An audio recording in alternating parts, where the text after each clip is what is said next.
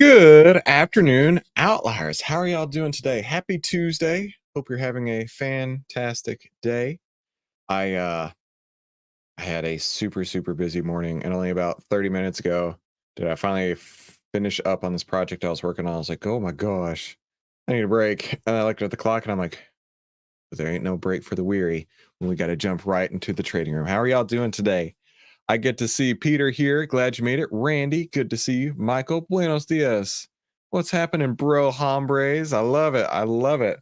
You know what's happening, Michael, is the Secret Service director is getting her butt whooped. Getting her butt whooped big time in front of everybody. I've watched several of these, and we're going to be taking a look at this one here real quick. But I've watched several of these, and oh my gosh, this lady just doesn't have anything at all worth even mentioning. Like the fact that she is on Capitol Hill being grilled by these Congress people, it's like, whew, I could imagine being in her seat right now. Yeah, Michael says, yeah, glad that ain't my job. For sure. Hey, Goran. Hey, Jean-Louis. Glad y'all are here. Yeah, let's take a look at this. Thank you, Mr. Chairman. And first of all, I want to thank the Secret Service agents, those who work tirelessly to protect our president, and specifically those agents who did not hesitate to jump in front of President Trump. And my heart goes out to the family of the Comptoir family and the people at the rally who are still recovering. On the other hand, the Secret Service has a leadership problem, and it falls on you. And although I appreciate your hollow words that the buck stops here, I was actually hoping for some answers. Director Cheadle, you must answer to the American people if you want to stay in charge. It's really simple. You want to keep your job, right? Randy's got Absolutely. It. Okay. The best way to keep your job is to answer the questions, not play this shell game, not sing the Slim Shady song. Wasn't me. I mean, come on. How long did you prepare for this hearing? I've been preparing for this hearing like 6 minutes, probably.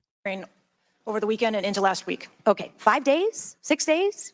As soon as I was notified And how long was that? about this hearing, Okay, 4 days? I began preparing. 4 days, 3 days? I'm not sure the date that I got the letter asking me to be here. What are you sure of? Are you sure the color of your hair? Are you sure the color of your suit? I'm just like, tell the American. Maybe they'll ask her the real question here. Right. I remember specifically when they were having this conversation with the most recent, Supreme Court Justice. The question came up, what is a woman? And she said, I'm not a scientist. I don't know. So maybe we can get an answer just as eloquently said as that. What are you sure of? You don't even know when you started preparing for the hearing? I mean, the biggest hearing of your life, and you have no clue? You can't remember when you started preparing for this hearing? Can you understand why those words seem hollow to the American people who are supposed to entrust their faith in you? I assure you, the moment I received notification. But you can't remember. You got a little Alzheimer's, dementia going? I mean, what, you can't remember. I have several. She wouldn't be the only one, right? Hey, Randy, have y'all seen the theory that Joe Biden is like totally out, right? One man, I could really go down this rabbit hole. I love conspiracy theories. You know that. I was looking at this a little bit, and they were showing like the fact that he hasn't been seen, and since he resigned from the campaign trail, and then the signature on his letter is not his signature. I mean, it is plainly obvious that it is not the way he writes his name, and so people are saying, he's disappeared. I wonder if she has anything to do with that. But if she did, she wouldn't know either. Active investigations going on and an operational agency to run. Okay. All right. But you want to take accountability, right? The buck stops with you, right? I am taking accountability. Super. Then let's start with trying to answer some questions. You keep referring to the FBI. When asked how many shell casings were on the roof, you referred to the FBI. When asked if there were explosives in the car, you referred to the FBI. When asked if Crooks was acting alone, you referred to the FBI. See a common theme here? I can go on and on. My question is, who at the FBI should I speak with? Wait for it. Your question. Wait for it. The FBI is responsible for the criminal. Is there a name? I'm not certain. I'm not certain. All right, here we go. I'm not certain. I don't know. Let me ask a different question. Have you been in communication with the FBI? Yes, I have. With whom? I speak with the director and the deputy director. Okay.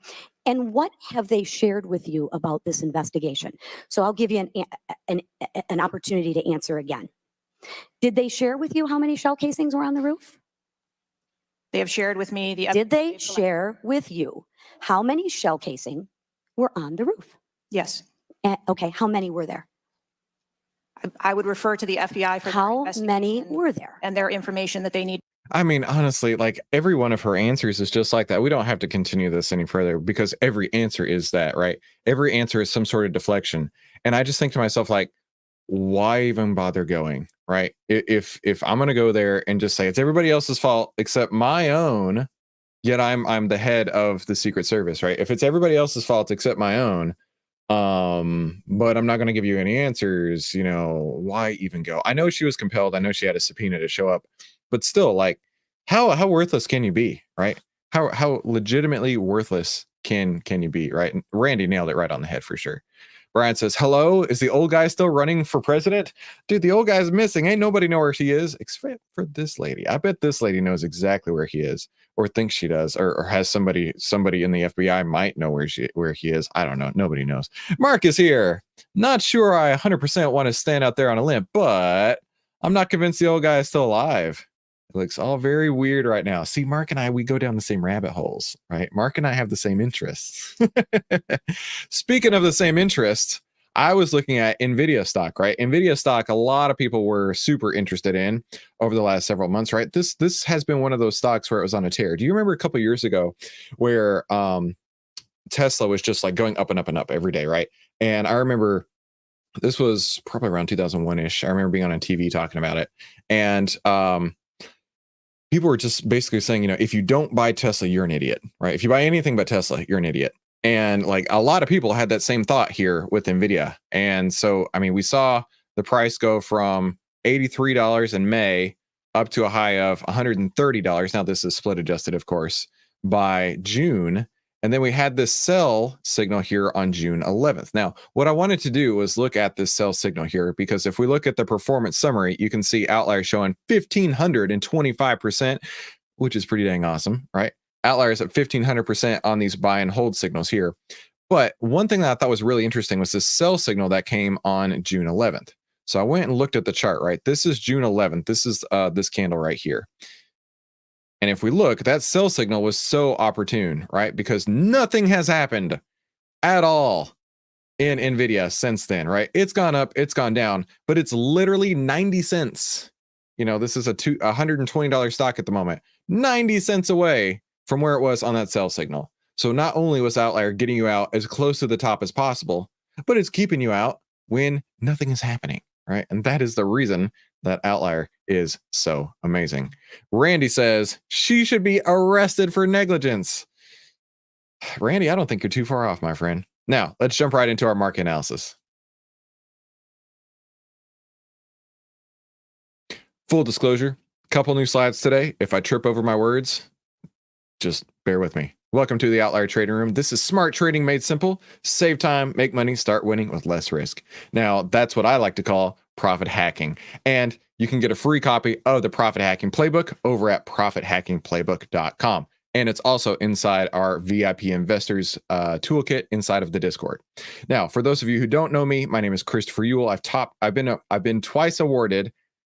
I've twice been awarded the top 100 people in finance. I've been successfully trading since 2009. I'm a partner with OVTLYR, and this is my style of trading using OVTLYR. Now, this is the golden ticket trading strategy. It's the 8 steps to turn profit hacking into pure gold. Now, the master key with the golden ticket trading strategy is the following: the sector breadth, the market breadth, and the SPY buy and sell signal. So let's go take a look at those. The SPY does have a buy signal today, right? We can see right here that we are inside of a buy signal. Happened on July 11th. And what's been happening since then? July 11th. It's been drifting a little bit sideways, a little bit down to sideways. From the close to here, we're looking off about $1 or so. So we still have a buy signal right here on the SPY. Next, however, is the market breadth. So when I go into the market breadth inside of OVTLYR and we zoom into today, we can see that market breadth actually peaked a couple days ago, right? Market breadth peaked on July 19th and is starting to come back down. Now, my rules are that if the market, even if it's trending higher, like it is here, let me remove this. We've got the 10 over the 20, price over the 50. Price is considering closing over the 10 right now, which is a bullish sign. 10 over 20, price over the 50. I would look to get in if it closes over the 10 today, because it did close under the 20, close over the 10 today. Maybe. But market breadth, however, when it gets over 75 and then changes direction, right? Once over 75 and changes direction, halt trading. So that's what I'm doing right now. I'm going to sit out of the market until the market breadth comes back down and then clips back up. Now, the market breadth, this is following the percent of stocks on the bull list. And as you can see, it's very, very wavy. It's very cyclical. And so, right now, especially when it reaches a really high point like that, I'm definitely going to be sitting it out, not putting any risk on right now. Sebastian, good to see you, my friend. So yeah, I don't have any trades to put on today. Definitely one of those days where we got to let the market figure out where it's going. I mean, the market is legitimately off or up by 8 basis points today. So the market's kind of drifting sideways at the moment, not really sure where it's going to go. But when the market breadth peaks like that and starts turning back down, I certainly want to start taking risk off the table. So that's going to wrap it for today's Outlier Trading Room. Don't worry about that. I'll see you right back here tomorrow. Quick reminder, I will be out on Friday, so I will not see you then, but I will see you here tomorrow. Talk soon.